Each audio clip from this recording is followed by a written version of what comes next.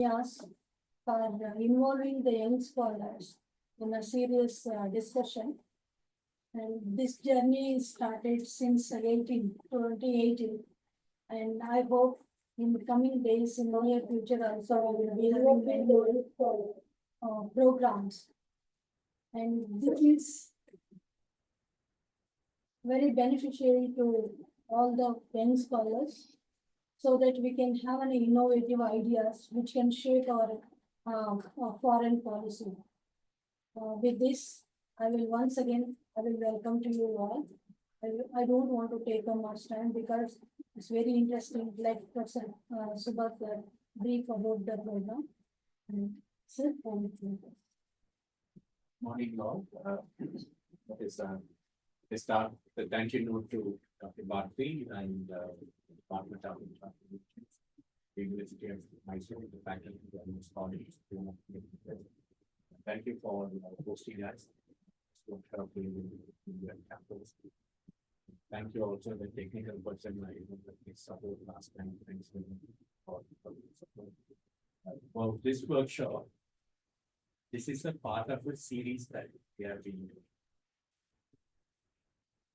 Today's workshop is the third workshop in this series on China in South Asia. Last year we started with within the China, East Asia, and the Pacific area studies. US area studies within the just one plus goal that many friends is what makes this activity that last year we did 2 workshops in Kottayam and in Pondicherry.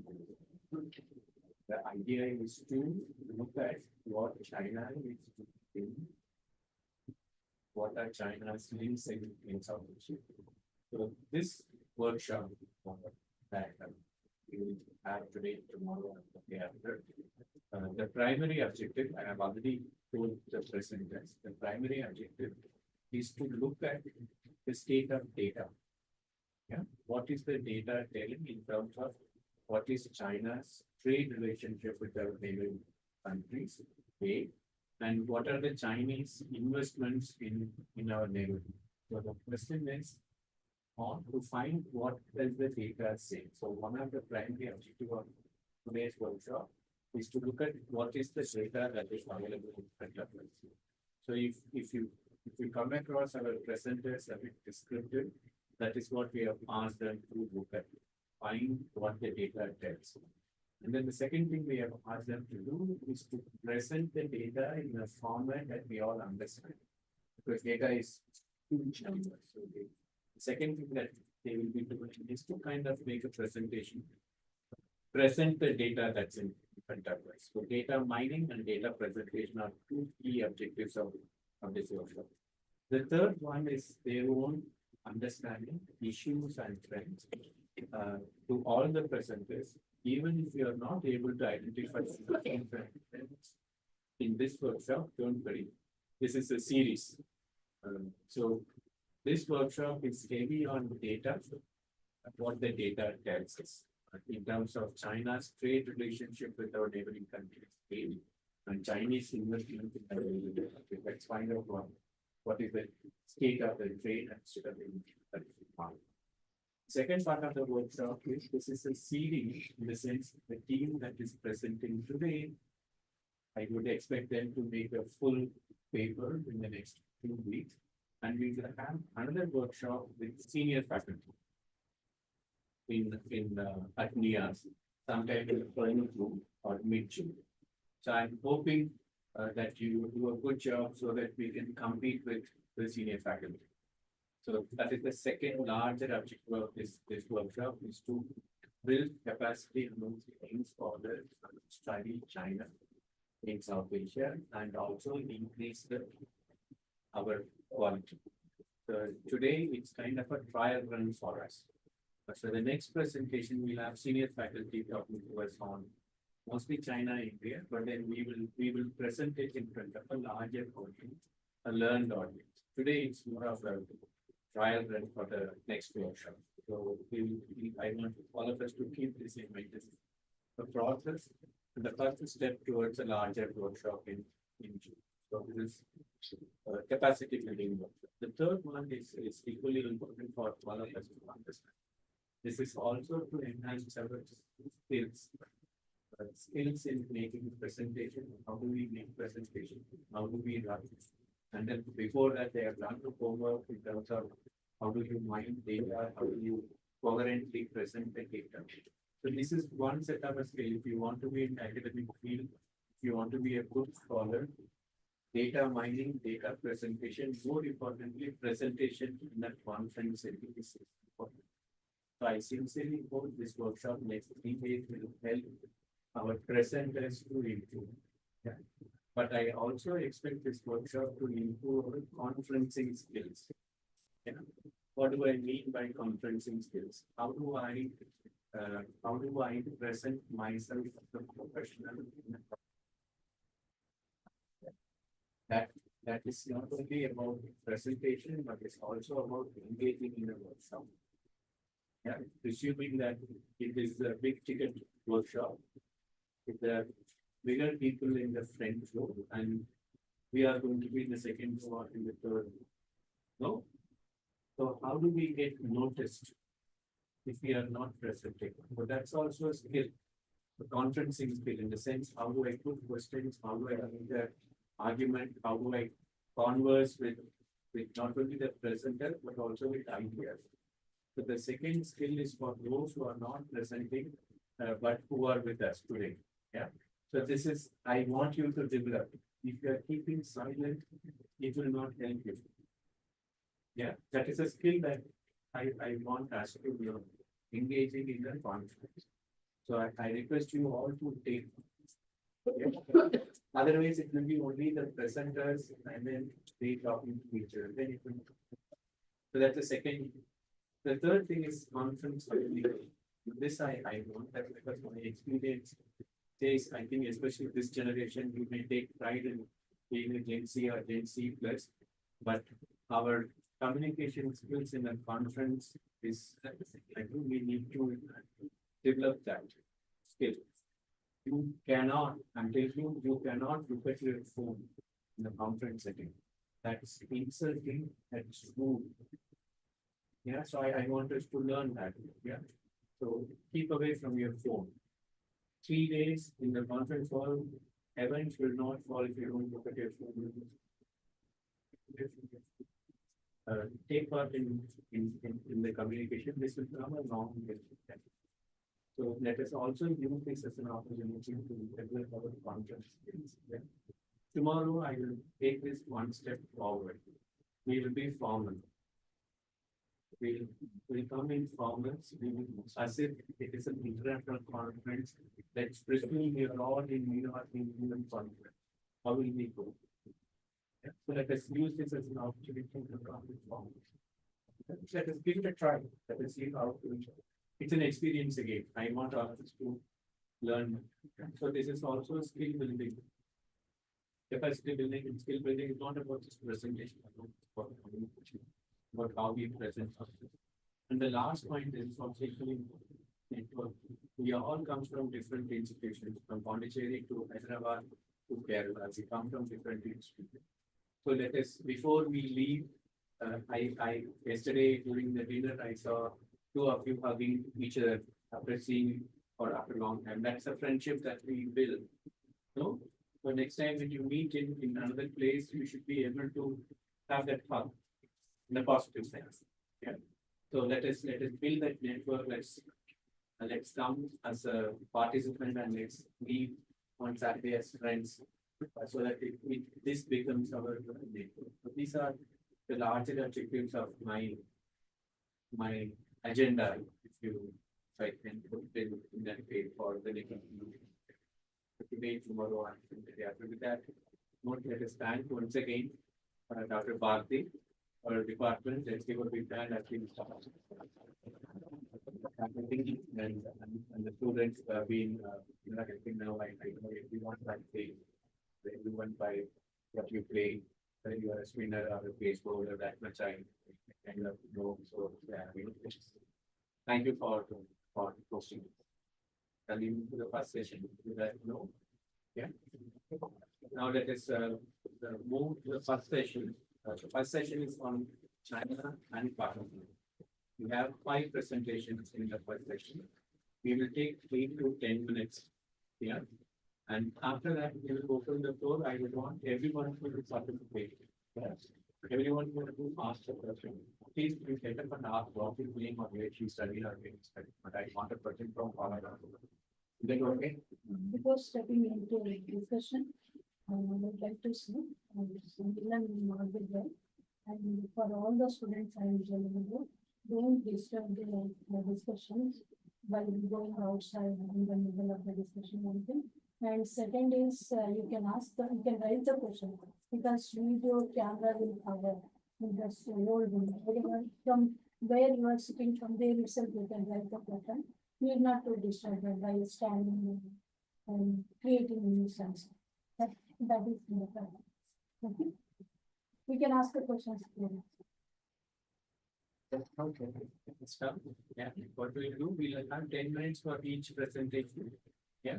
Floor will be the timekeeper. So in the 8 minutes, there will be a beep in the phone. Yeah. So then you will have to conclude. I forgot. That's all. We have any traditions. I forgot to mention confidence in our father. We are carrying the peace to world. This is the indication of white flower. And this one I am actually very thankful to Professor Shiva. And I only know that the effort he is putting to train the student. It's not easy matter. Whole semester we are not doing, but within shortage of time he is doing it.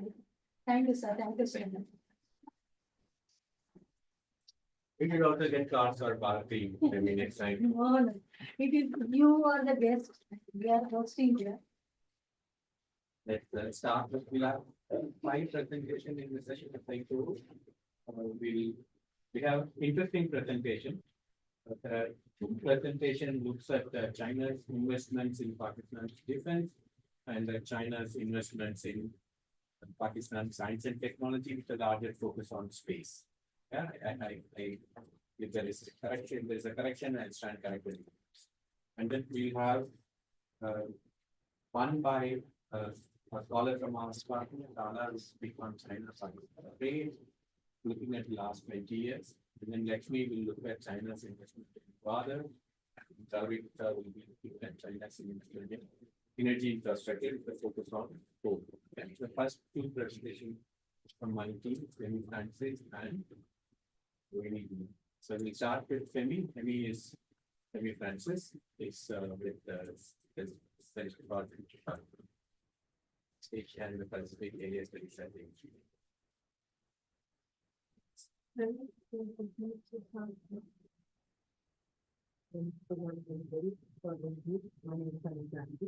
I'm calling the China Education and Pacific here. Today, I'll be looking at China's investment in Pakistan's infrastructure. Next slide. So what to expect from this meeting? The focus of the presentation will be to look into direct investments, sales of arms, joint cooperation between China and Pakistan. It will also look into how investments in other sectors have dual use benefits for both Pakistan and China. We'll also look into the state of presence, stakes, and the issues faced. Next slide. So we'll start with the state of defense support by China to Pakistan. I have categorized this into 5 sections. The first one is ports. China is directly involved in the construction of 13 ports in the Indian Ocean region, with 10 of them being in Pakistan. China has played a major role in building the Gwadar port in Pakistan, which is a key component of the CPEC corridor. The port faces the Arabian Sea and has been pushed by China's military to install the military base in the region. The port can also be used to dock research vessels that are and can be used for reconnaissance purposes. This is something that we have seen China do in the Indian Ocean region. The second one is outer space. There has been a growing cooperation in the field of outer space. China has agreed to take 2 Pakistani astronauts to the Tiangong space station, which is the most recent development. It has launched Pakistan's first indigenous Earth observation satellite for Pakistan, which is the electro-optical satellite in 2024. China also launched Pakistani community satellite, which is PakSat MMO. So the cooperation on outer space aids satellite access for radar, reconnaissance, imaging, and even civilian use. The third sector where China has supported is the building of communication towers and Chinese tech. China is setting up communication towers near Pakistan occupied Kashmir and the LAC. Additionally, Pakistan Army uses Chinese telecom gear called Ultraset. Now, these are specialized handsets which were exclusively made by Chinese firm for the Pakistani Army. They are used for message transmission and reception. Interestingly, Chinese satellites support the transfer of these messages as well. So Pakistan has acquired Chinese-made radar systems, which are HQ-9 and LY-80 and FD-2000. Now, these are long-range air defense systems, which are capable of tracking multiple targets simultaneously. The fourth one is what are China's arms supply to Pakistan. Now, according to CIPRI, China accounts for 81% of Pakistan's import between 2020 to 2024. Other than supplying unmanned aerial and combat aerial vehicles, China also supplied HS-15 truck-mounted Haubitzer guns stationed near the LAC.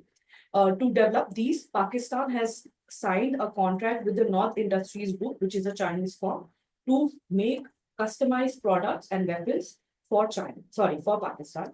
A more recent example was after the Pahalgam attack that happened.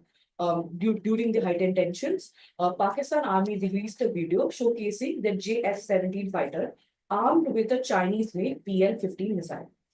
Fifth one is China-Pakistan's military cooperation. Now, the cooperation goes back to the 1960s when the US first imposed an arm embargo on Pakistan and India after the war. China was the most favorable alternative to fill the vacuum in the arms supply.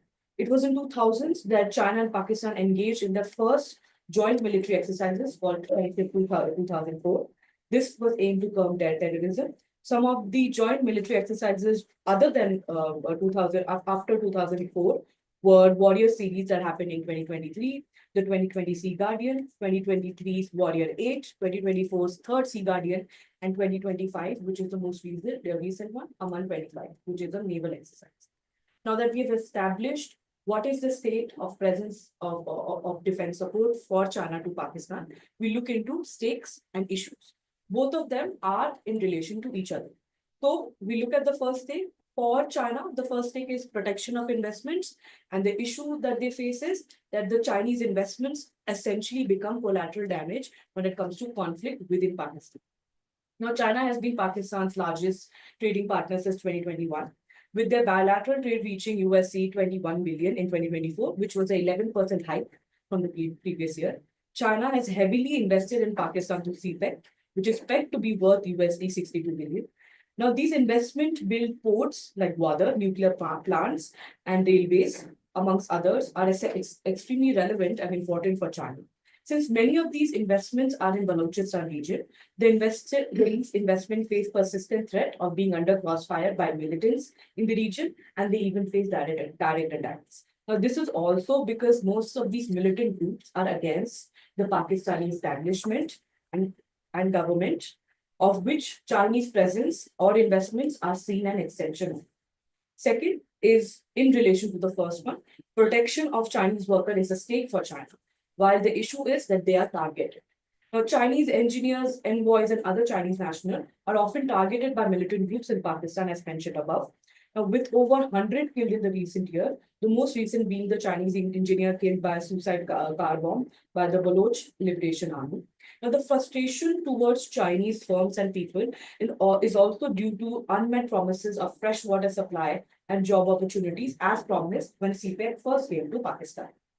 Now, an analysis shared by Hitra, who is a researcher at Institute of Strategic Studies in Islamabad, essentially said that many Baloch people see this situation as black and white, where they don't want Chinese to invest anymore while their resources are being exploited, saying that they don't get anything while China get to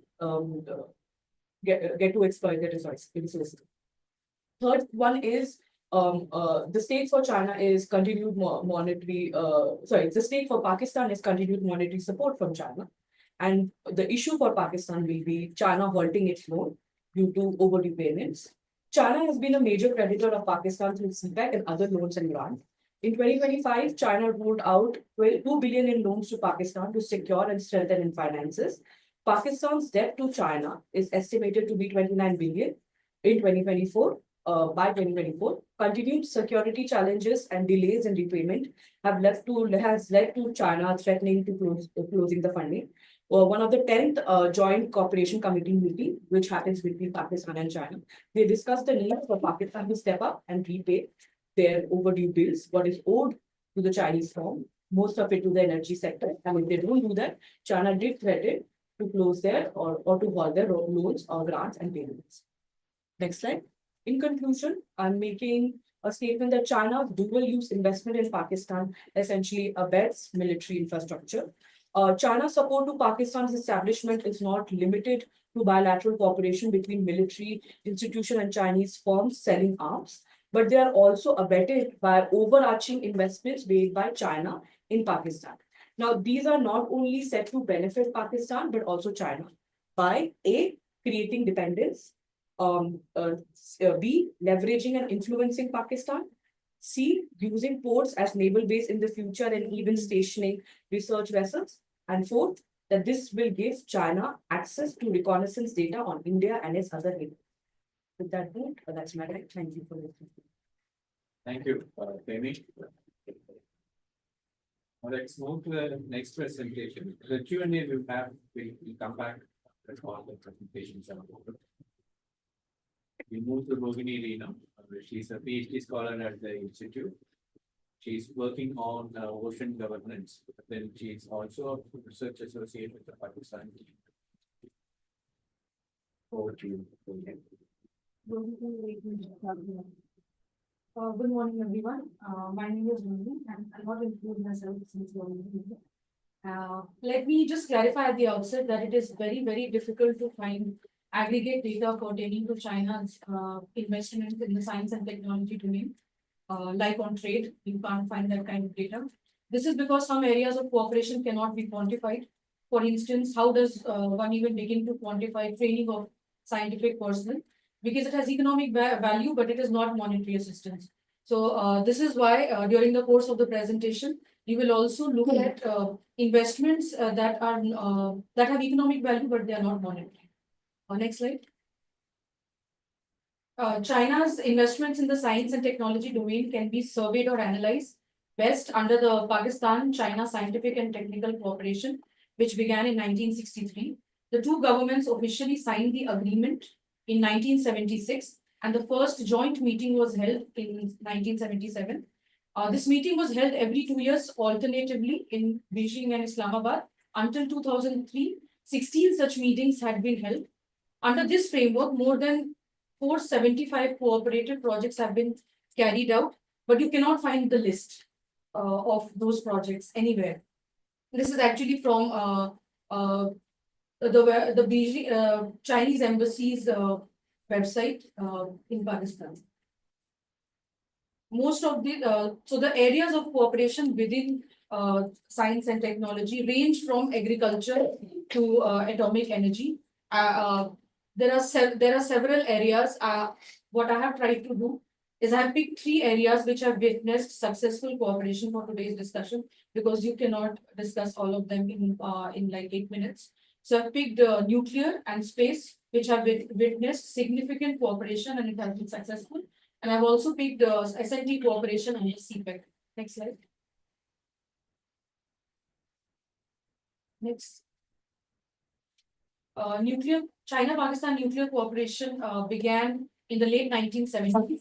With an expanding population and growing energy needs, Pakistan sought Chinese assistance in harnessing nuclear energy. In 1986, China and Pakistan inked an agreement to provide Pakistan with civil nuclear technology and assist the latter in developing its nuclear energy. Next slide. Under this agreement, in 1991, China first provided Pakistan its indigenously developed Kinchan 1 nuclear power plant. Since then, Pakistan has built several nuclear reactors, as you can see on the slide, and is currently operating 6 nuclear power plants. The Karachi nuclear, the K1, right side first one was decommissioned 2-3 years back. What is important to note is that all 6 new generation of nuclear power plants in Pakistan are pressurized water reactors, which are all designed and constructed with Chinese assistance. So you look at on the left side, the left side, second, third, fourth, fifth, and on the right side, all the second and the third one, all of them are Chinese built and Chinese constructed and designed. Uh, the most recent agreement that has been signed between China and Pakistan is the building of Chashma 5. This was signed in 2023. This will have a capacity of 1200 megawatt. It's a deal worth USD 4.8 billion, which China is investing. And China has extended a concession of USD 100 million to Pakistan. Can you go back to the previous slide? Now, there is no aggregate data on how much China has invested over the years in Pakistan's nuclear energy sector. But what we know is that these five nuclear power plants that were designed and built with Chinese assistance amounts to USD 10 billion. And if you include the last one, the Chashma 5, it comes to around USD 14.8 billion. So that is the total investment. The information that is in the public domain. On the last point, I didn't want to include a lot on that. There has been significant claims around Chinese help being crucial to Pakistan developing and testing its nuclear weapon. There is no consensus over the extent of Chinese help, and narratives keep changing depending on who you are asking and which scholars you are reading. But there is a general consensus that Pakistan did had Chinese help. Next slide.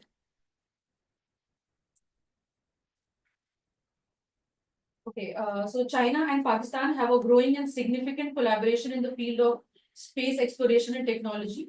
This partnership has strengthened over the years, and especially under CPEC. Space is an important area of cooperation under CPEC. Can we go to the next? Sorry, go back. Yeah. So we can look at this cooperation under 4 rubrics. The first is satellite development and launch. China has played a crucial role in supporting Pakistan's satellite program. Pakistan's first indigenously developed digital communication satellite, which was Badr-1, was launched by a Chinese Long March 2E rocket in 1990. More recently, in 2024, Pakistan's first lunar satellite, IQ-Q, was launched aboard China's Chang'e 6 mission, making Pakistan's entry into the lunar orbit. The second rubric is lunar exploration. Pakistan is participating in China's International Lunar Research Station program. A Pakistani rover is slated to be part of China's Chang'e's 8 mission to the moon in 2028. Next slide. Astronaut training and human space flight. I think it was covered by my previous speaker, so I'll not speak much on that. The next one is joint research and development. The two countries have established joint research and development centers, and China has trained around 200 Pakistani space professionals in the last 5 years. Under the Belt and Road Initiative, there is a Belt and Road Space Information Corridor, which aims to integrate space capabilities into the BRI, enhancing connectivity and information sharing. Overall, the space cooperation between China and Pakistan represents a deepening strategic partnership with mutual benefits. China gains a trusted partner in its space endeavors, particularly within the global south, while Pakistan receives crucial support for advancing its space program and technological capabilities. Next slide. Yeah. So this is science and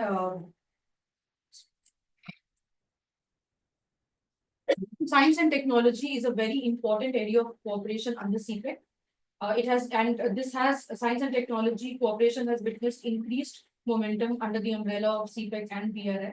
The key areas of cooperation are joint research centers and laboratories. Several joint research centers have been established, such as China-Pakistan Joint Research Center on Earth Sciences.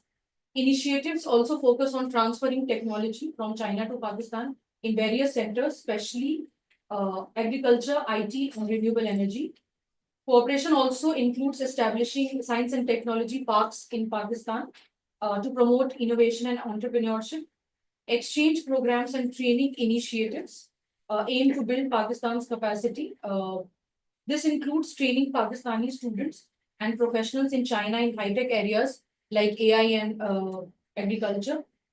Cooperation in developing a digital corridor under CPEC aims to enhance Pakistan's ICT infrastructure.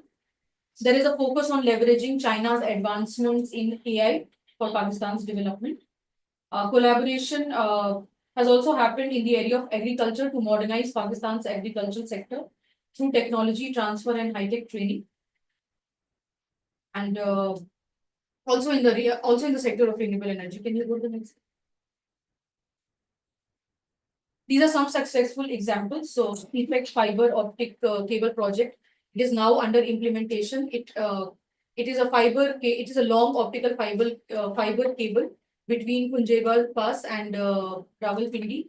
It was funded by the Exim Bank of China at a concessional loan at the rate of 2%. The total cost was 44 million. Its phase 2 has been stalled. The second successful project or initiative within this was Park China Technical and Vocational Institute at Gwadar, and the cooperation in smart city development. So Pakistan is building a lot of smart cities, and China is helping build that. Next slide. I have made very broad ranging conclusions right now because there is a lot more research that needs to go into this. But I think there's no contesting the fact that China's investments in the domain have helped Pakistan make significant strategic gains, especially via cooperation in the field of nuclear energy, space, and digital infrastructure.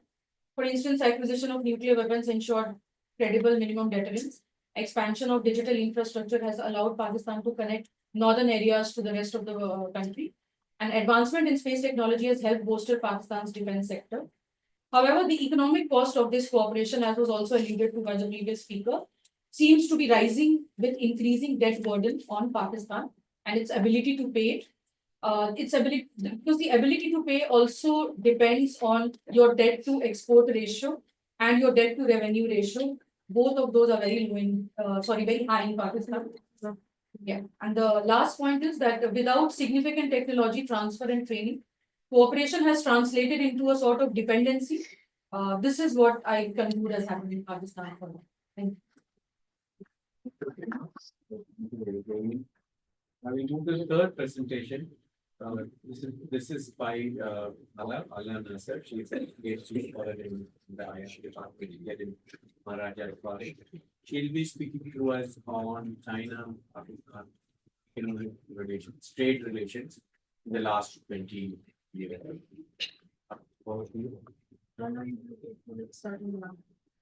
Morning, everyone.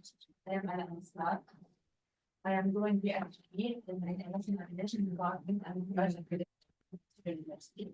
My bullet title is China Pakistan in 2025.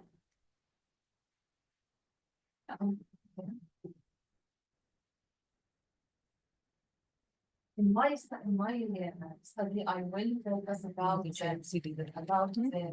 main points. Points are the trade balance between Pakistan and China. What's the main trade agreements lead to increasing the trade relationship between China and Pakistan, like trade agreement like CPEC. Also, I want to talk and focus about the volume of exports and imports from Pakistan to China, from China to Pakistan. The last, I will focus about it. This is my background study. Let me start with talking about the introduction about the free trade agreement. Free trade agreement signed in 2006. It has two phases. The first phase is signed in 2007. Second phase is signed in 2020. Yeah. This agreement aimed to reduce and eliminating the custom duties on goods. Also, it aims to facilitate to access to each country the markets. and enhancing cooperation in areas as investment and service and custom. But the main question here, how this agreement impact to the trade relationship? It impacted from increasing the trade value. Before assign this agreement, the value of trade between each country was less to $4 billion. But after signing this agreement, the trade value to over $27 billion. Yeah, and also it impacted from rise in Pakistan exports to China. Pakistan exports so many products and goods from China, but China, Pakistan export to China, but China imports so many goods from Pakistan. They made something calling trade deficit between trade deficit for Pakistan. And the free trade agreement impact about growing the trade deficit, I'm talking about this, boost in China investments. The free trade agreement support PRI, especially CPEC. This led to increased investments in infrastructure and energy and ports in Pakistan. This is about the free trade agreement. What's about the CPEC? CPEC, it has over 16. Please check whether the slide is on the right one. Yeah. You're talking is what? Is this a slide that you're talking about? This is my purpose of my You're study. talking- I have data, please. This one? So which slide you're talking to us now? I would like to believe You're giving it overview. that You're in the. introduction. You still in this. Slide on Zoom. We finish about my purpose. Next slide. This is slide show us the data imports and exports between China and Pakistan and how it fits to trade deficit for Pakistan. If we will see from 2005 to 2024, it's so differences between the data portfolio. This slide shows to us how increasing the exports between these countries from 2024, like this. And if you see from 2005, the imports and export and how this import, how the difference between import and export make reduce. Next. Just to look at that, I don't know if you understand the number.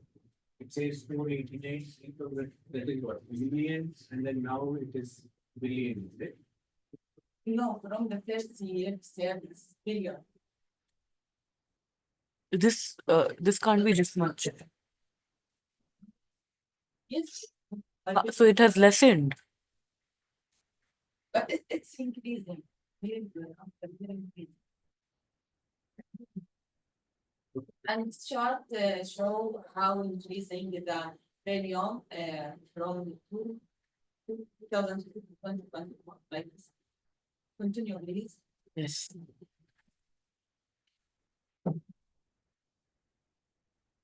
This slide will us how increasing. Continue. Next slide. Here, there is China export from Pakistan $5 million. Yeah. From 2013 to 2025, we will show the next slide. The main products like cotton, cereals, animal growth, food, vegetable and fruits and fish. This is the main exports from Pakistan. Here from continue to 2024, because no sufficient data 2025. What's the main goods Pakistan exports to China, and how the cost for this export from China. Here, this slide show us China import from Pakistan. The main products like vegetable, fruits, and crops, food, sugar, and sweeteners. Continue, please. This slide continue the imports from Pakistan between 2017 to 2024, and how many cost from this from 2017 to 2024. And this is the main products and goods China imports from Pakistan. Now I'm talking about CBDC, and how that the relationship, trend relation between China and Pakistan, its impact from enhancing geostrategic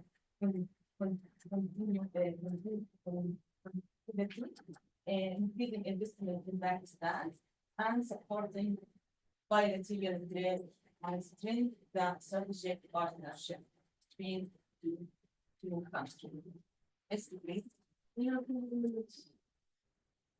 This slide shows us what's the main project of CBEC, Gouda, including port, city and Gouda vision, socio-economic development, and energy as well as coal, as solar, as transmission, transport and infrastructure, as road, as rail and aviation, investment and industrial cooperation, and other area of interest mutually.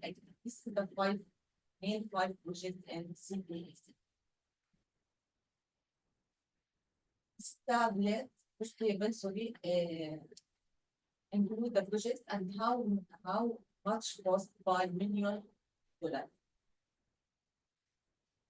I'm talking about price, how that's. Continue. Continue. There is challenges and limitations face the trade relation between Pakistan and China. The main limitation as security challenges, as instability in Balochistan and Chinese security concern. Also, there is economic challenges like trade imbalance and rising debt level.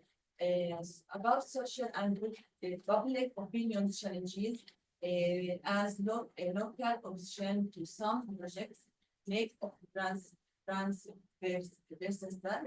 The last issues face the trade relation between Pakistan and China, the political and administrative challenges as frequent government change in Pakistan, bureaucracy and corruption. That's it. Thank you. Thank you, We'll move to the fourth presentation. The next two presentations are kind of case studies. Let me from Department of Computer Science, State College, Children, talking to us on China's investment in water. 1 second. Let me share a presentation. This one, right?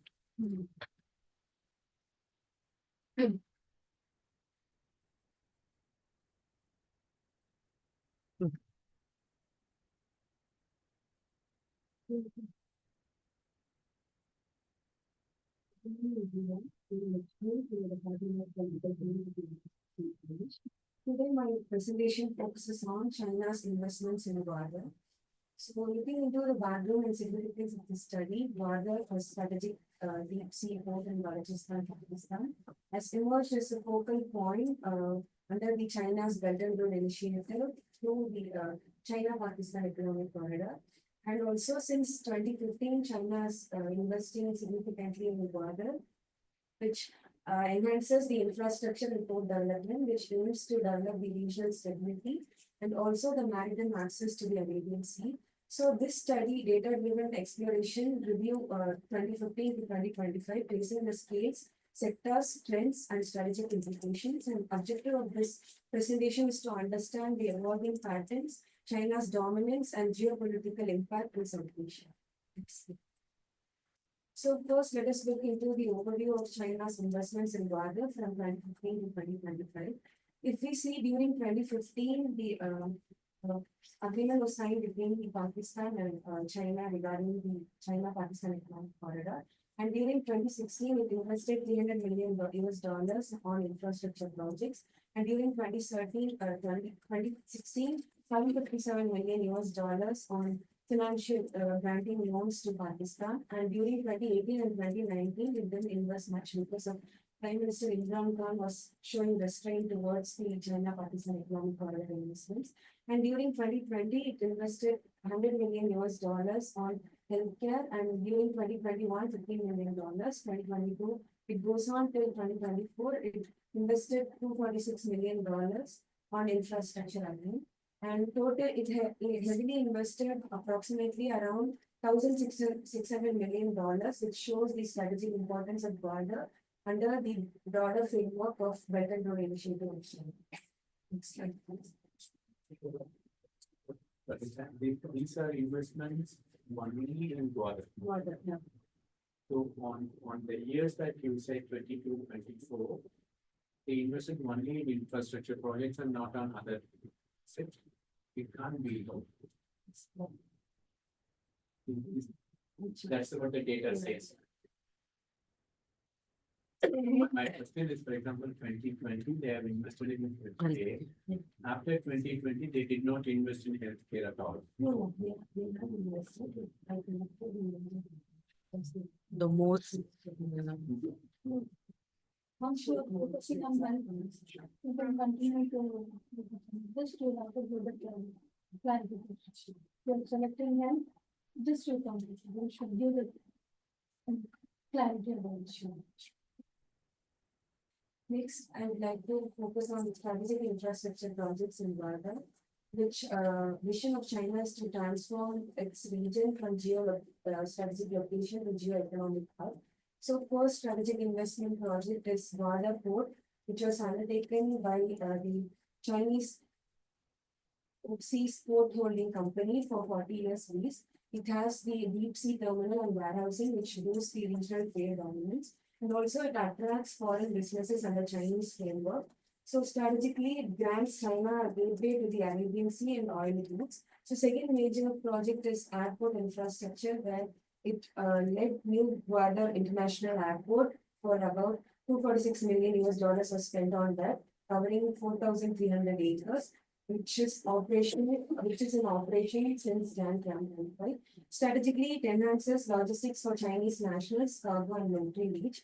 Third important project is clean energy and power, where it set up 1,000 megawatts wind farms in Jimpe, covering the 300 megawatts coal power plant in Guadalajara.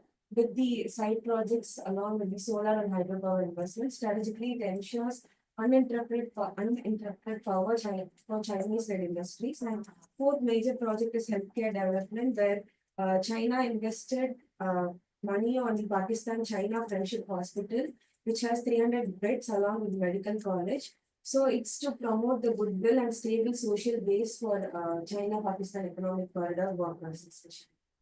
And fifth major project is skills and education, where China invested on vocational training to the Pakistani people, where it will be training locals for port and industrial work, which strategically reduces the reliance on imported labor, ensures the skilled and local support. So sixth project is water security, where it set up seawater desalination plant in 2023, which expected to gain 1.2 million gallons per day. It invested around $2 billion for this project, and strategically it supports sustainability of Chinese projects and urban growth. Next slide. Next is digital connectivity, where it led undersea cables and China-Pakistan fiber optics, strategically builds secure the digital corridors and counters the Western technological influence. And final project is roads and logistics, where it led East Bay Expressway Road in 2022, constructed for around 19 kilometers with 6 lanes, and it has motorway upgrades, bridges and tunnels. It strategically enables seamless movement of Chinese goods and military assets throughout the economic corridor. And my next focus is on the Guadalajara's dominant investment sector. If we focus on its investment, it majorly focuses on investment heavily relies on the energy sector, where out of coal investments, 35% of the Chinese investments was focusing on the energy sector. So its flagship project is 300 megawatts Gwadar coal power plant. Supporting projects are solar panels, transmission lines, etc. Its goal is to become the energy independent port, and also it should support the um, economic zones and housing and industries. So if we see the timeline, next slide please.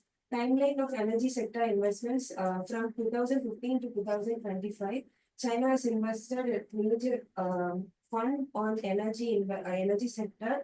So it shows how Gwadar is economically important, strategically important to China to gain its economic independence and military independence. And next, fourfold implications to the host country. That is, what are these energy investments of China implicate on host country, that is Pakistan?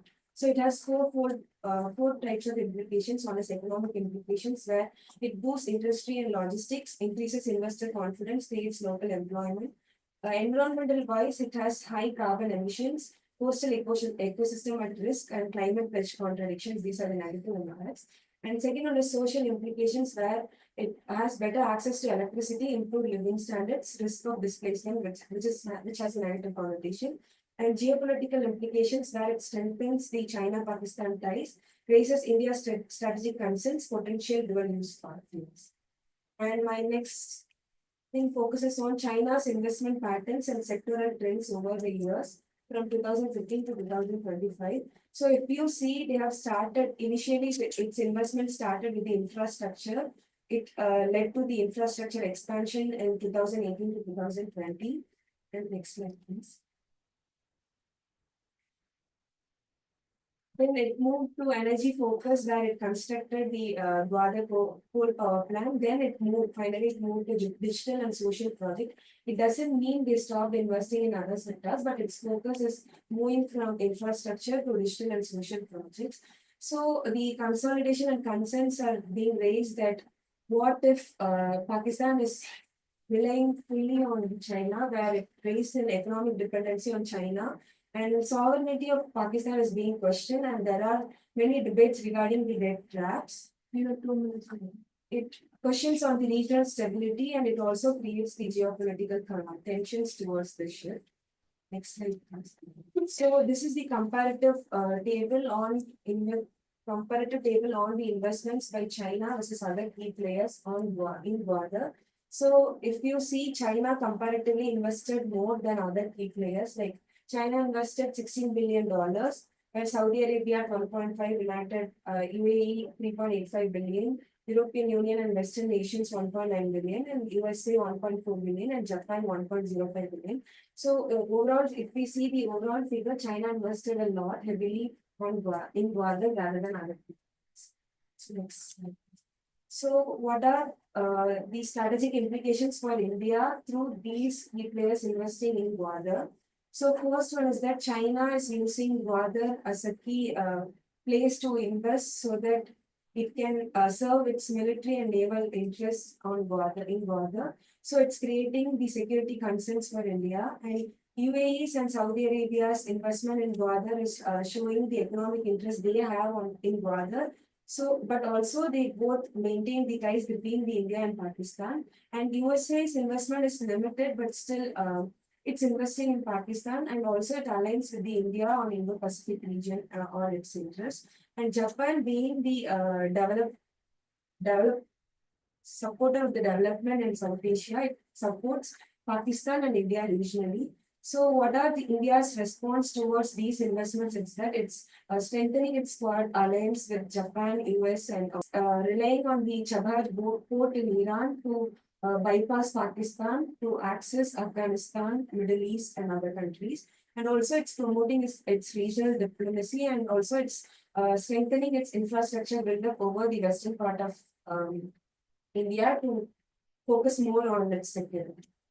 So in the conclusions, I would like to conclude that China is using Gwadar investment strategy, which symbolizes the all-weather friendship with Pakistan, and transformation of this small fishing village, that is Gwadar, to the economic hub, gaining global connectivity, and also China's dominance or dominant investments in Pakistan or Bangladesh shows its unquestioned foreign interest, I mean unquestioned international impact, and also its strategic implications for India is that China has implications or impact on the Hambantota port in Sri Lanka and Gwadar port in Pakistan, and also it's trying to accept its independence over the Djibouti port in South Africa. So it's creating a fear of encirclement towards India. So Gwadar's growing role as a commercial and geopolitical focal point is inevitable in today's world. Thank you. That's the last intervention.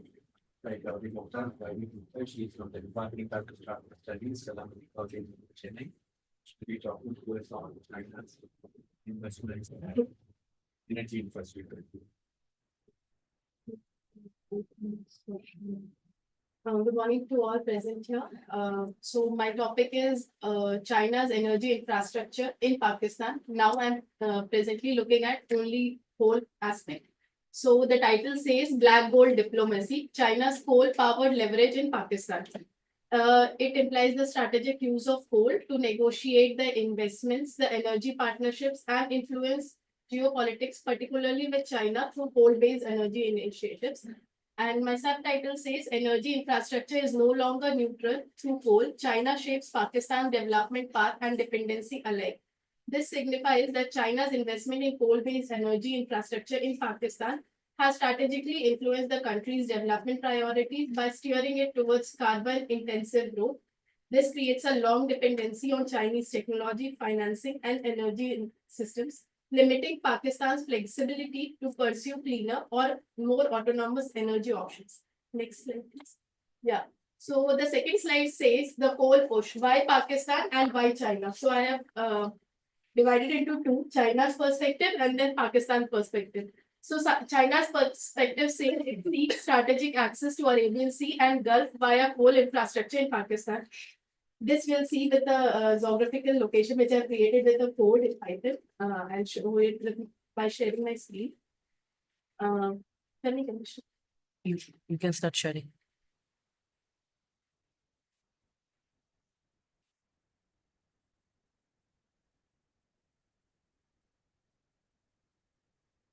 Are you able to? Yes.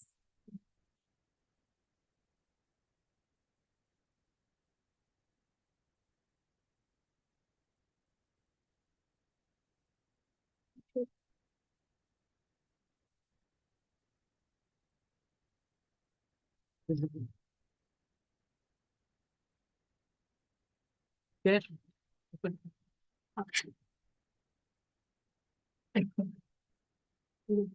So it says the total capacity of the thing is of coal project is 7,610 megawatts which are operational. Total investment is $13.19 billion. Total CO2 emissions are 43.9 million tons per year. The average efficiency of the coal projects is 36.9%. The outline projects are total in 9 number. It starts with 0 because in Python we start with 0. So Sahiwal, Forecasting, Hub, Thar Block 2, Thar Block 1, Gwadar, Lakhra, Jamshoro being crossing 2.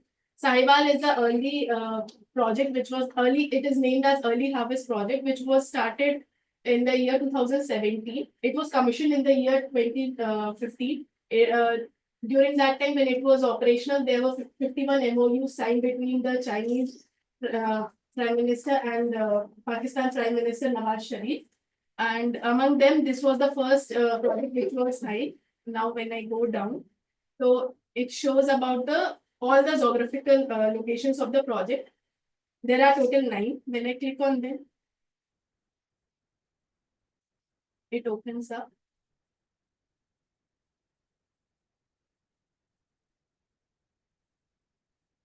So this is Sahiwal. It shows that its capacity is 1320 megawatt. CO2 emission 8.2 million tons per year. Its efficiency 38%. Its investment $1.8 billion. Some data says it is 1.912. Some says it is $1.8. So it differs with the data. And again, in the Hyderabad region, we have total 5 projects. It just opens like this. So in Sindh area, we have Lakhra. In Hyderabad area, we have Jamshoro. Then Hub coal plant. And then when we go in deeper, there is Pink Kasim 2 and Port Kasim projects. Their all details are mentioned here.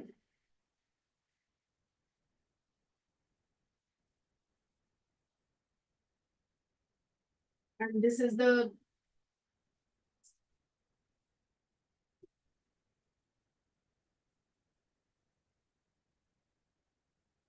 So this is the Thar Block 1 project and this is Thar Block 2. These were initiated when coal reserves in Pakistan were found, which were in huge quantity. Actually, in Pakistan, only according to 2015 data, before that, only 19% of electricity was generated from them.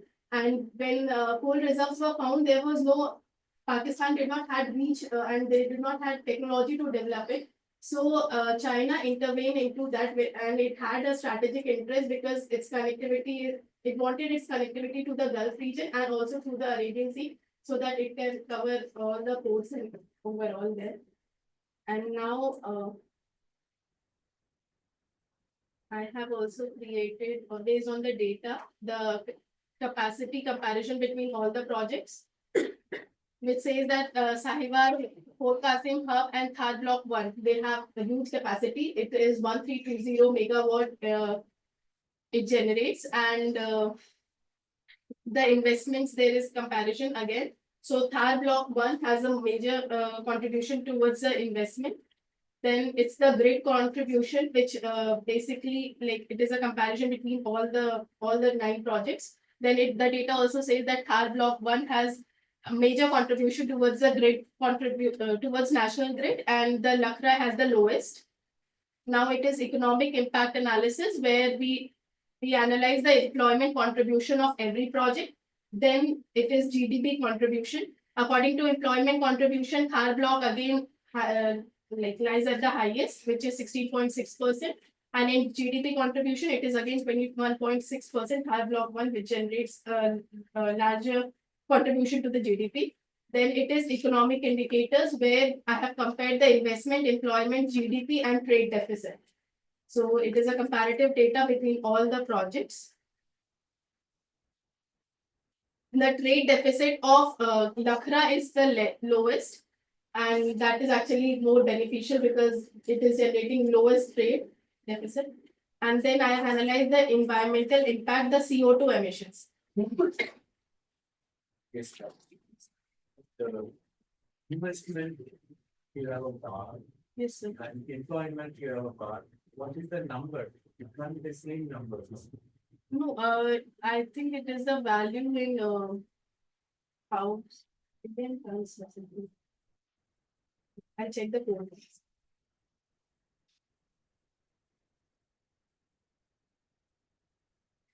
This was the previous slide, and I don't understand the contribution to the GDP.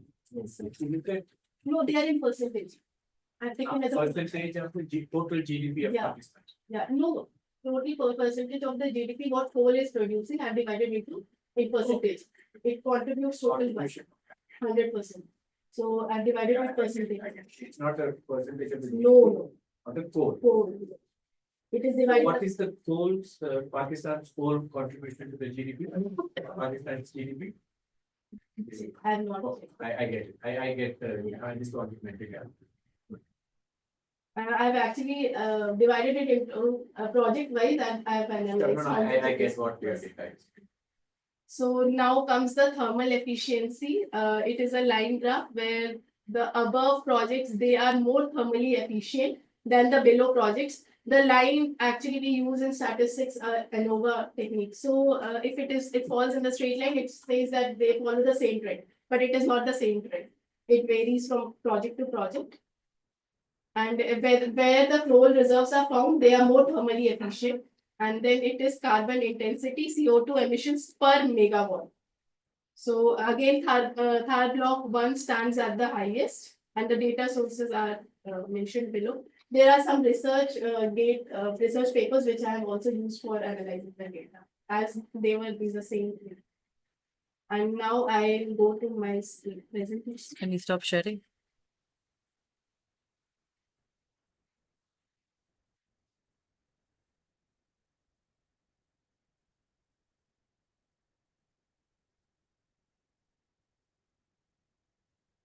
And stop.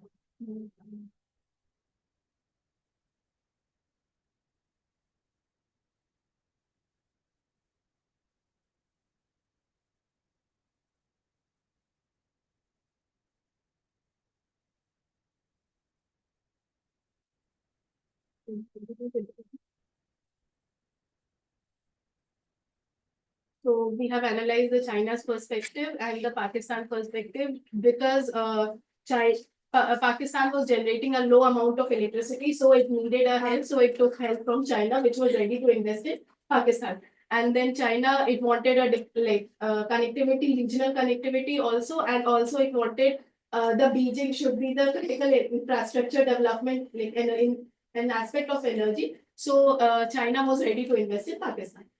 Now we go to the last slide. This is like how we have seen all the analysis I've made. So post CPEC surge, there was a coal demand. When they invested, the demand of the coal it increased at a larger rate, and then expanding role in energy mix. Since it was generating a large amount of CO2 and all, so we we shifted from non-renewable to renewable as China is investing now in more renewable sources of energy, solar and all those things. Then industrial dependence on coal. Actually, the data says that before coal was only used for industrial purposes. But later on, it was used for industry purposes in the cement industry, then in the generation of electricity, and also in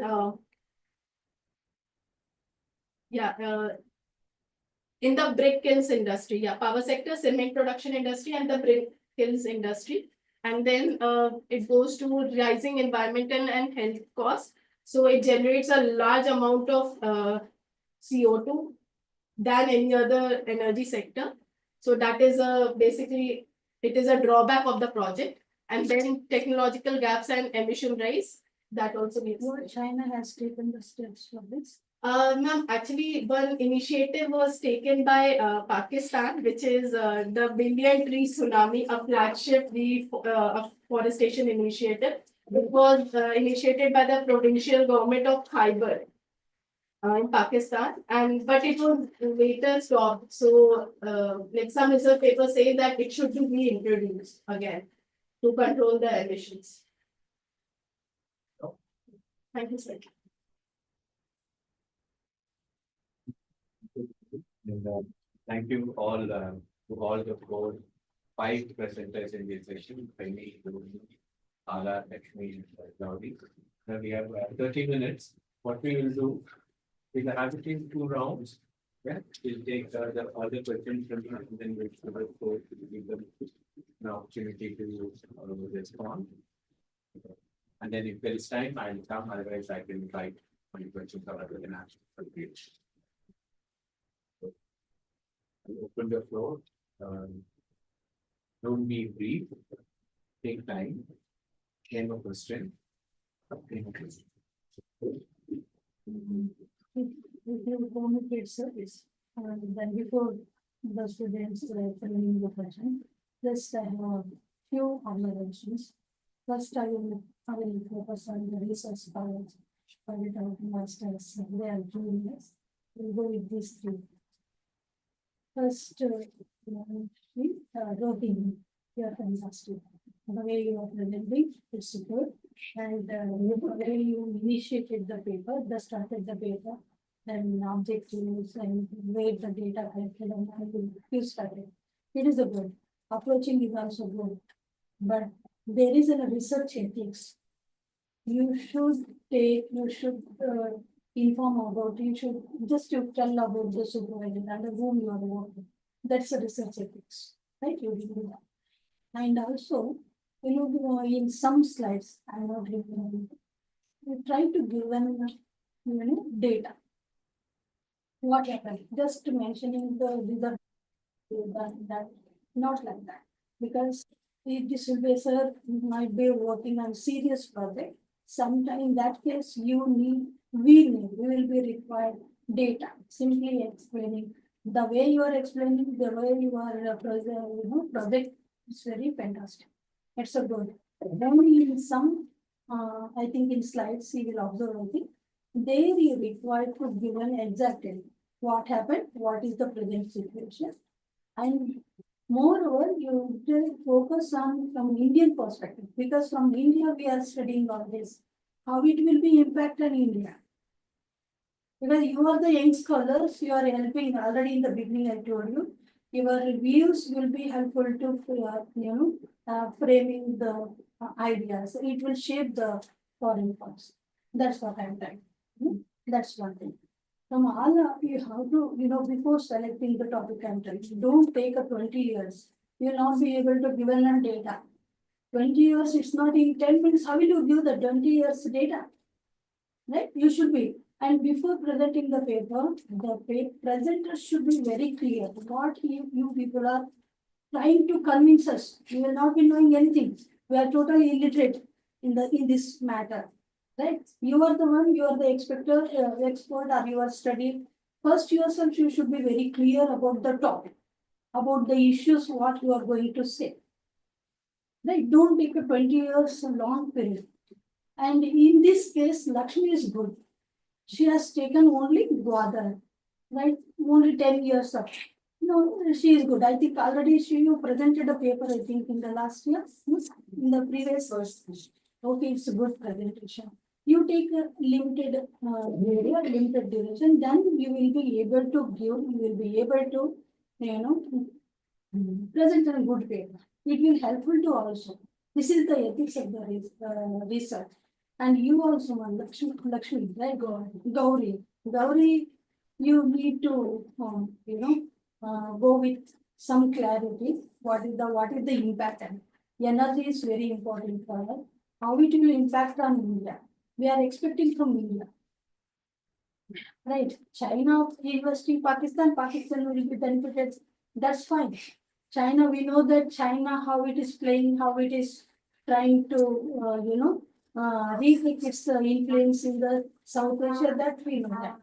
How it will impact on India, then India will be aware what we need to do. Right? These are the some observation I have. It's a good, I appreciate, I must appreciate this. It's a good. And all you need to, don't take a 20 years. Go with a limited. And you should yourself, you should be very clear what you are going to talk about. Until unless you will be clear or you are not knowing anything, then you cannot convince us. Right? Now let's open the floor on the 20 years, but I would have all of them, all countries, larger framework, all of them will be making a presentation on material because I want them to give a larger perspective on how the trade has grown in the last 20 years, especially seeing the rise of China in the 2005.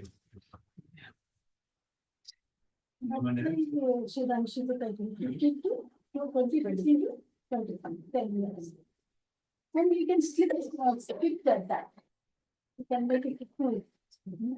2005 to 2015, then 2015 to 2025, something like that.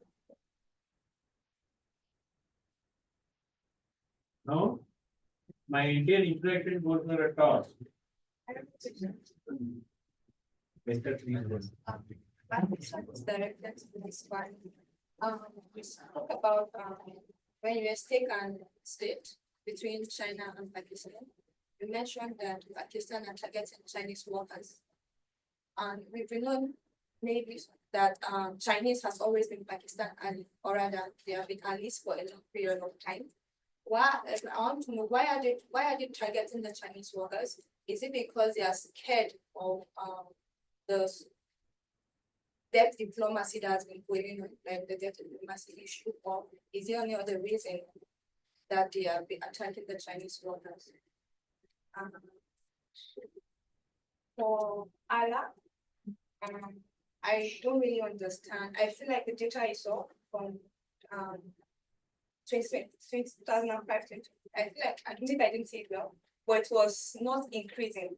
I feel like I don't understand the data. I feel like it's decreasing because you said it's increasing, but it feels like it's decreasing. So maybe you can. Then for you, it's just a correction. Djibouti is not in South Africa, it's in the north of Africa. Thank you. Regard to Colin's presentation. Be a bit louder, you have breakfast with us. This is in regard with Colin's presentation on the coal distribution and how that impacts the GDP of Pakistan. So, the data she collected and the way that she presented was so coherent. It was very easy for me to understand the statistics and the analysis, but I feel like whatever sources that she referred to, however, that was very intact. Moving on to Lakshmi's presentation, I Sorry. feel Kind of brighter. so this is she not only used analytics tools, she used coding, she tried to portray each data in a way using a diagram that would portray it as clearly as possible is what I noticed, which helped me understand it. Lakshmi's presentation. I think now is correct in saying when she took a particular therapy or was very in depth. So, and that provided us a very clear picture on China's investment in water. And why water plays a prominent role for China and how it's very important for China. Those were the two presentations that stood out most.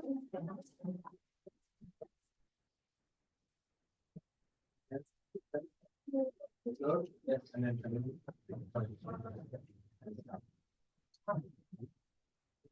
So, let me plan this. Given that the function is entirely dependent on finance. When it comes to the reason that has been going on in India, recently the news says that many Chinese federal exports like year 15, day 17, and some others. India able to shut down some of them as per news news sources. So I think how can China, how can Pakistan relate and more on Pakistan defense infrastructure? How effective is that? I have three questions. First is for Rohini. What, since you're looking at science, maybe we could look into the medical industry as well. I mean, how China has helped Pakistan develop the medical industry and the scientific research. My next two questions are for Lakshmi.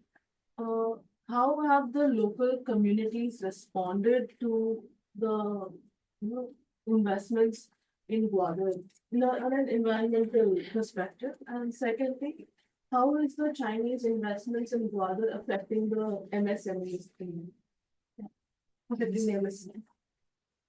Yeah, and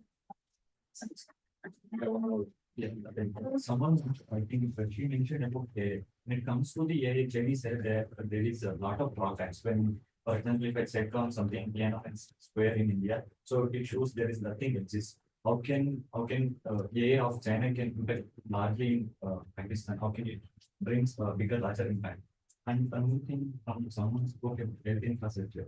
When it comes to health infrastructure, Pakistan is mainly dependent on India to come. For example, there is a big asset, whatever things they come to Chennai, somewhere around here. How still like Chinese health infrastructure is effective and how it is effectively building infrastructure. No. she We will come to it. Please listen. What was the significance of the launch of PRSS1 of Pakistan or emotions in satellite plan? What was significant for Pakistan? And also, is there any agreement because US and China agreement? I think that agreement every 10 years get renewed.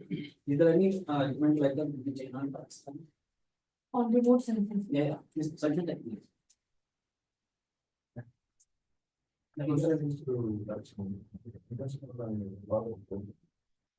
These work for becoming another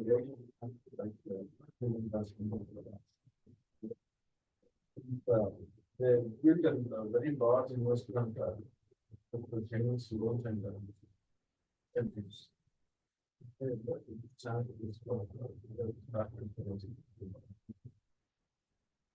have a question for Gauri Gupta. In 2021, India take a target to achieve net zero by 2070.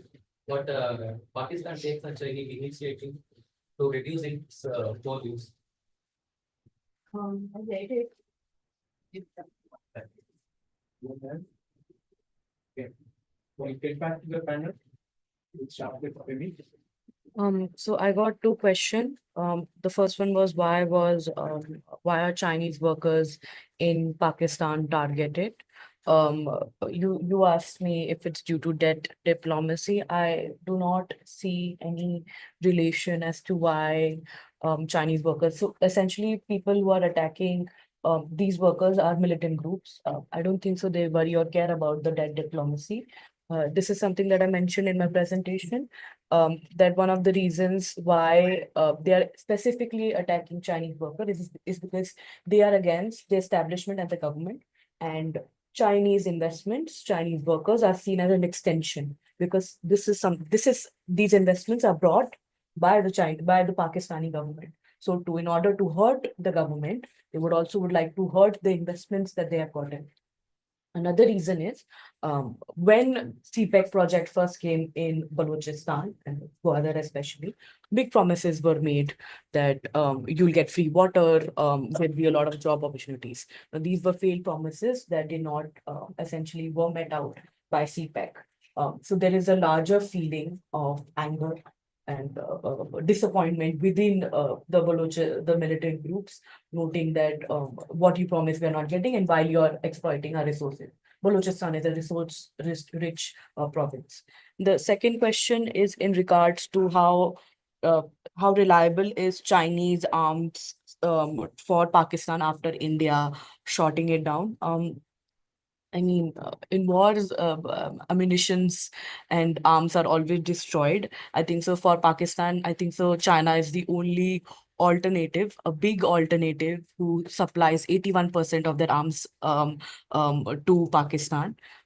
In war, weapons will be destroyed. It doesn't mean that they don't work, right? So when there is active war, I can't tell you whose capability is better, India or China's, vis-a-vis Pakistan, unless there is an active war going on. When there is a unilateral standoff, when one country is hitting the other, I can't say much. But I do think Pakistan will continue to rely, because it is the only country that has agreed to give unbridled support to Pakistan, and with the investments that they make.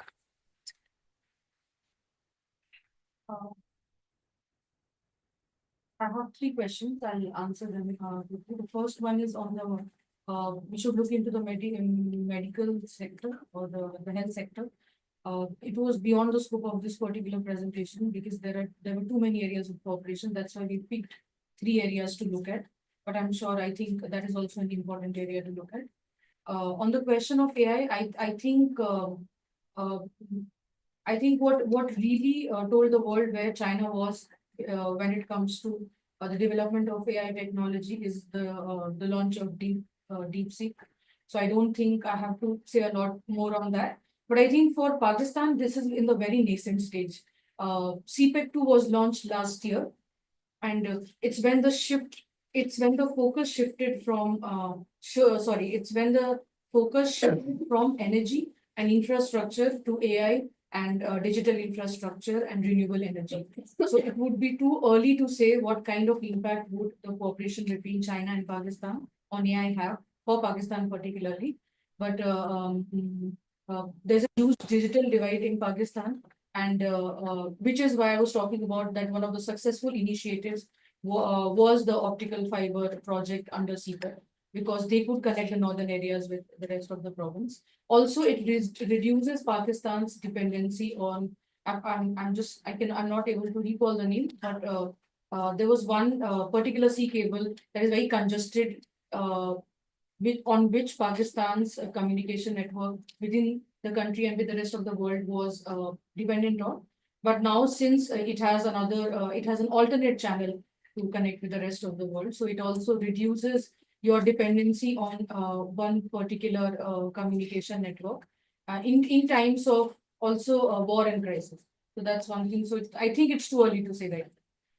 This On the question of NIAS sensor, it was launched in 2018, completely built by the Chinese for Pakistan. It's an optical Earth observation satellite, and so it does remote sensing and observe the Earth and sense data back for. So it's useful in agriculture, useful in sensing predicting weather patterns, and it is also interestingly used to monitor the seabed, that the Earth observation data that they collect from that. And there is a working group on space cooperation under the rubric of CPEC, but I don't know if there is an agreement like the ones have on nuclear energy.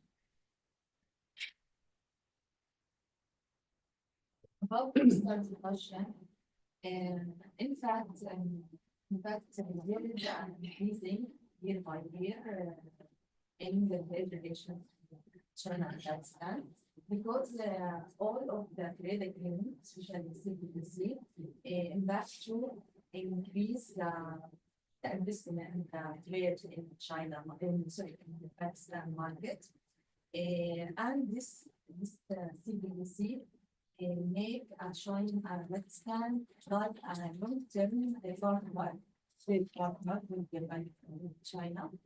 Then the value of exports and imports from Pakistan to China increasing from 2005 to 2025. But the main issue related to the payment of exports and imports, it's trade deficit. Why? Because despite the increasing of the export to China from Pakistan, the import, the extent import from China is more larger. This thing make the trade visit, but we cannot talking that big long trade increase. No. Year by year it increases. Considering to Fleur's question, how or what is the local people's response towards Chinese investments? Environmentally, what's their response? So, most of the people were having some controversial perspective towards the Chinese investment. They are totally dissatisfied, and also they were upset that they couldn't have proper traditional fishing over there, accessibility to the sea, like people. And also there was over extraction and pollution to the drinking waters and over exploitation of resources over there. So people are totally dissatisfied with Chinese investment in those areas. And also they lead a movement called Gwadar Ko Hak 2, which means rights to give rights to Gwadar. So as of now, this is the only movement they are leading to change environment, to preserve their environment. So coming to the next question, how MSMEs in Pakistan is being affected by Chinese investment? So having considered it, it's a great question. I will read on it and I'll get back to you. So coming to your question, how effective Chinese health infrastructure in Pakistan? It's also a great question. I didn't consider it. I'll also read about it and will get back. So coming to your question, yeah, as you mentioned, there is a growing concern about water port becoming quite a different port. Because of delay in security threats, dissatisfaction, and low commercial activities, there are high chances water port could become a vital different port when we get into the debt. So addressing your question, in 2017, I'm not sure, but in 2021, there were two policies signed by Pakistan. One is climate change policy and the other one is national clean air policy. They mainly focus on sustainable energy, and they mainly shift from conventional sources, like mainly they are non-renewable resources to renewable resources, which uses thermal, wind, solar, all those things are there. And they are investing on a large amount of their investments on these projects. And there is one change in the technology also of coal plants, which is like they are before they were using a supercritical technology which generates a large amount of CO2. Now they are using pulverized coal technology in which they reduce the SO2 emissions and also the nitrogen oxides also, and to solve these challenges. Thank you. We have 8 more minutes. I have a few questions to all the 5 panelists. Yeah. On Penny's presentation on defense, Penny, will we be able to get a sense of the investment China has made in Pakistan? What component is defense? What is China's total investment, and then what is defense investment? And the second question is goes to all 5 presentations. I want us to see whether we can do a chronological sequencing. First 5 years, say last 20 years, 2005 to 10, 10 to 15, 15 to 20. There was emphasis on this. There was a shift in emphasis. Just want to know whether the focus of China's investment and trade is the same from the last 20 years, or whether we see a pattern. It started with something else and it is changing according to the times. Yeah. So will we be able to find out, if any, again, in the last 20 years, is there a significant shift? For example, China invested in the first 10 years on this sector, and then on the last 10 years, it's investing here. In terms of volume, China invested in this much in the first 10 years, and it is investing more in this sector. It is neglected this sector. I just want to get a sense in the last 30 years, whether we can establish a pattern and trend where China invests in the defense sector. Yeah. So one is the volume in terms of the larger China's basket. Where does the defense basket figure in? And the second one is kind of whether we can. Yeah. Now the third question to you is, you said you talked about Gwadar. Yeah. How is it Gwadar a defense investment for China? You heard Lakshmi talking about, it's talking about anything but defense. And in fact, I thought investment in port is high. When I speak to her, I'll ask her to check that back. They are investing more in energy. Yeah. So I want you to link, when you say China, Gwadar as a defense, it is that's what I want you to tell me how it is, how you see this as a defense one. Yeah. The fourth one is most of the thing your note and Rohini's note is a purchase relationship or a service relationship.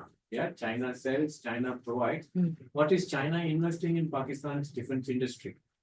What are Pakistan's big defense industry? In fact, your paper didn't look at the defense industry at all. What are the big defense industry, and where is China investing in those industries? The labs and those things. Yeah. So labs.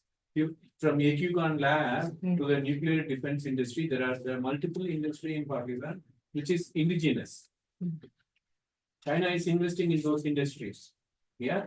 The way that we presented is like either China is selling and Pakistan is buying. I want to know about the investment. What is China investing in? So by labs, you mean nuclear? All labs, women, even health. One of them asked. In fact, China is investing in the pharmaceutical lab. So how would that be under defense? They are not. China is not looking at. Pakistan is coming to China for the healthcare one. I think you asked. No, they are not going to. Pakistan is investing in the pharma industry of China. China is investing in the pharma industry. You'll be surprised Pakistan doesn't produce paracetamol tablet. So somebody has to, so Chinese are investing in the industry. So the health industry is not about getting patients to your country. It's investing in producing medicine. Except for India in the entire global south, no other country are great manufacturers. Even Iodex or what that it is being imported. Bricks, Bangladesh and Nepal do not produce that. Again, the same question to Rohini also.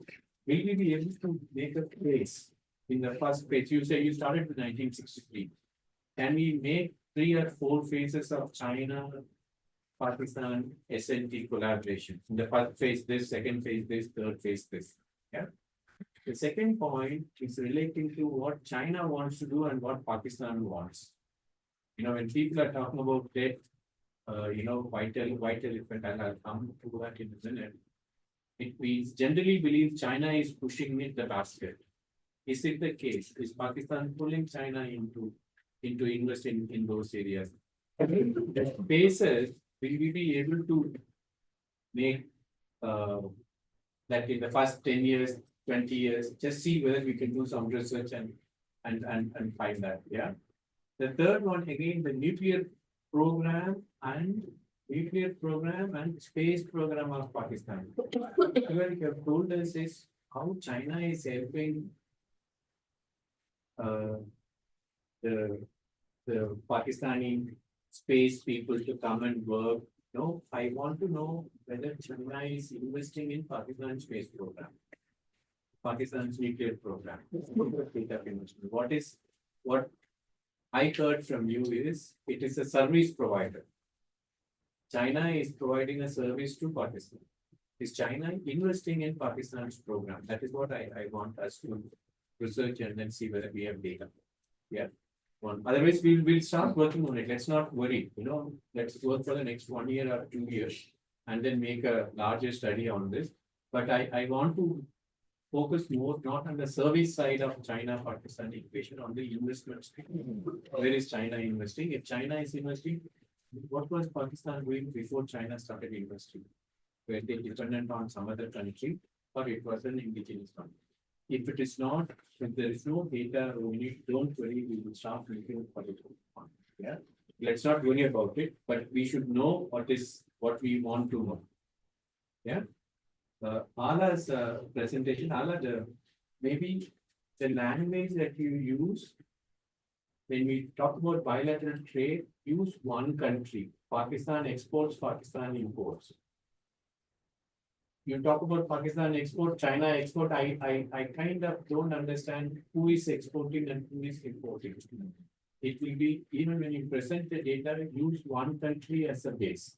Pakistan's exports to China, Pakistan's imports from China. The language, China doesn't export from Pakistan. No? The language it's confusing. Yeah, so I want you to use one country as the yardstick.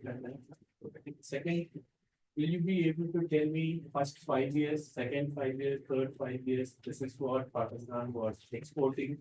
Now China has, now it is exporting something else. Yeah. So whether we see a pattern or whether we see a shift in the pattern. I wanted to totally remove China-Pakistan economic corridor from your focus. Just focus only on the trade. Economic corridor kind of does not give you that space to focus more on the trade. Yeah. On Lakshmi's presentation, Lakshmi, can you kind of look one more time? Is it energy? The circle that you draw that is in front of me. It gives me impression Pakistan is investing more on energy production in port should be sufficient women. That the number, what is being invested in the port, it should be a huge amount. My question to you are two. One, does the data belong to a particular year, or it's when I talk about Pakistan, China's investment in Gwadar port, China's investment in Gwadar's energy infrastructure. I want to know for the last 10 years or 15 years. No? So can you just look into what is the overall investment of China in Gwadar's energy, Gwadar's port here? On the right hand side, one of you asked, please remember, let me ask you a question. We are our father or mother would have invested in the land 15 years before. in a land of no use. Yeah, but the value becomes tripled, quadrupled when you become a family man. So some investments you look at now and then you see it as a white elephant. Is that what China is looking at? Or is China looking at like our father would buy a land and keep it for 20 years? So look at Guadalajara from that perspective. Is China looking at Guadalajara now or China looking at Guadalajara, what Guadalajara would be in 2030, 2040? Yeah. And also I want you to look at China's investment in Guadalajara. Not from what they have invested in 2020. If the underwater cable comes into existence. Yeah. 2030, how would it look like? Yeah.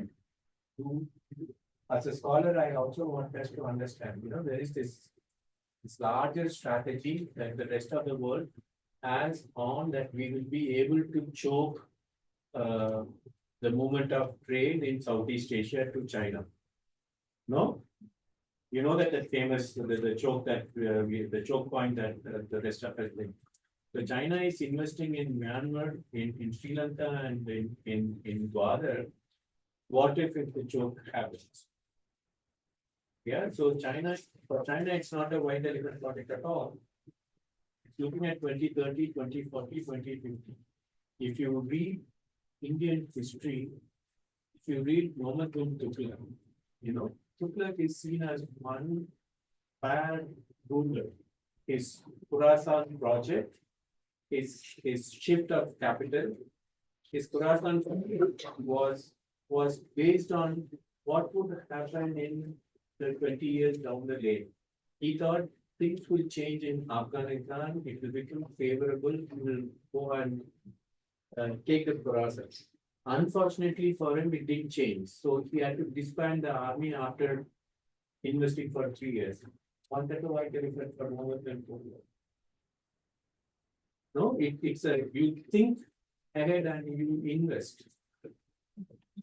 It may backfire sometime. Yeah. I'll put a full stop quickly.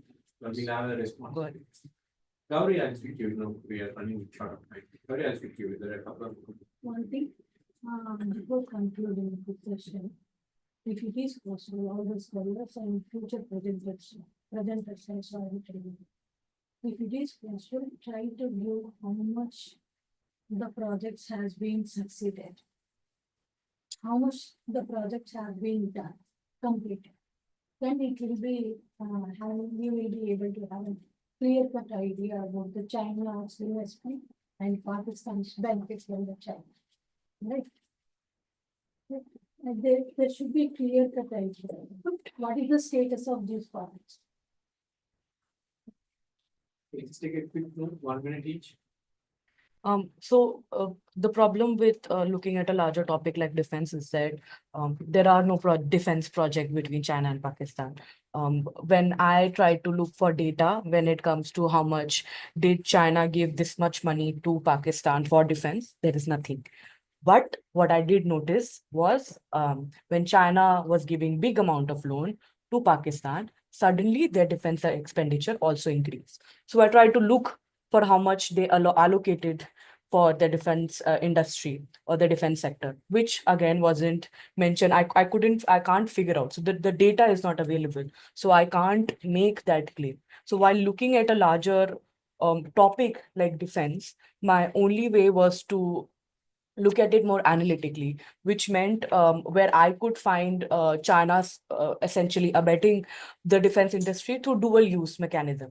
So you asked about the Gwadar port and how it can be used as a, why does it has a military use?